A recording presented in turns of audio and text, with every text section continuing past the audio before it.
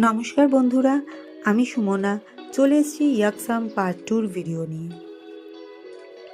Hotel থেকে গরম গরম চা আর ম্যাগি খেয়ে আমরা বেরোলাম সাইট সিনের জন্য। কিছু দূর এগোতেই দেখতে পেলাম মন ভরানো দৃশ্য। সাদা বরফে ঢাকা মাউন্ট কাবরু, যা বেশিরভাগ পর্যটকই কাঞ্চনজঙ্ঘা বলে ভুল করে থাকে। আমাদের হোটেলের ম্যানেজার অর্ঘদা বললেন এটি মাউন্ট কাবরু। গতকাল বৃষ্টি নিয়ে ইয়াকসাম পৌঁছালো, আজকের ওয়েদার কিন্তু দারুণ পেয়েছি। মেঘমুক্ত, রোদ ঝলমলে আকাশ। অর্কদাকেই জিজ্ঞেস করেছিলাম সাইট সিনের জন্য কোনো গাড়ি পাওয়া যাবে কিনা।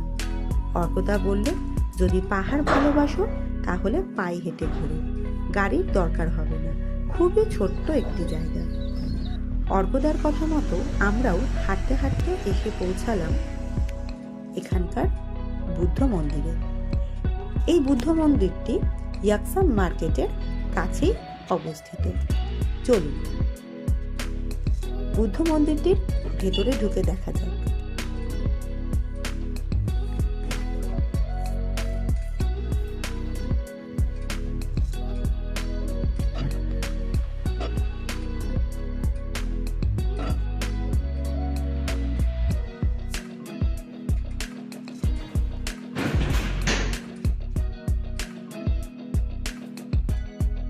মন্দির থেকে বেরিয়ে হাঁটতে হাঁটতে এলাম ইয়াকসাম হেলিপ্যাড গ্রাউন্ডে।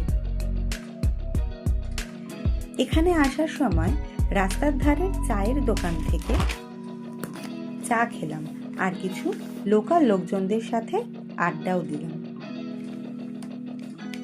খানিকক্ষণ আড্ডা চলল, হঠাৎ করেই একজন বন্ধু বলে উঠল আধা বাংলা আধা হিন্দিতে, জিজ্ঞেস করলো তোমরা রবি ঠাকুরের জায়গার লোক? আমরা তো অবাক। আমরা বললাম আপনি রবি ঠাকুরকে চেনেন? উনি বললেন হ্যাঁ, আমি শান্তিনিকেতন থেকে পড়াশোনা করেছি। একবার ভাবুন তো, এত দূরের ছোট্ট একটা গ্রাম, এখান থেকে লোকজন শান্তিনিকেতন যায় পড়াশোনা করতে। রবি ঠাকুর আমাদের কোথায় পৌঁছে দিয়ে গেছেন আবারও তা অনুভব করলাম পশ্চিম সিকিমের ছোট্ট এই পাহাড়ি গ্রামের চায়ের দোকানে দাঁড়িয়ে।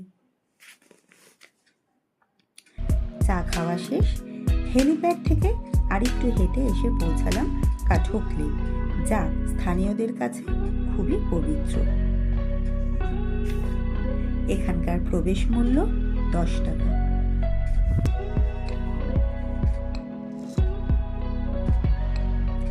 বলা হয়ে থাকে এটি লামা কাঠোক কুন্টু জাংপোর আত্মার রথ। এই কাঠোক কুন্টু জাংপো 1642 সালে এই অঞ্চলে বৌদ্ধ ধর্ম প্রবর্তন করেছিলেন।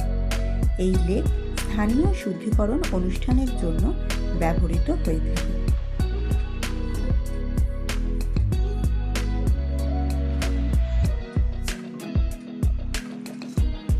এই লেকের চারপাশে নানান রঙের পতাকা দেখা যায়,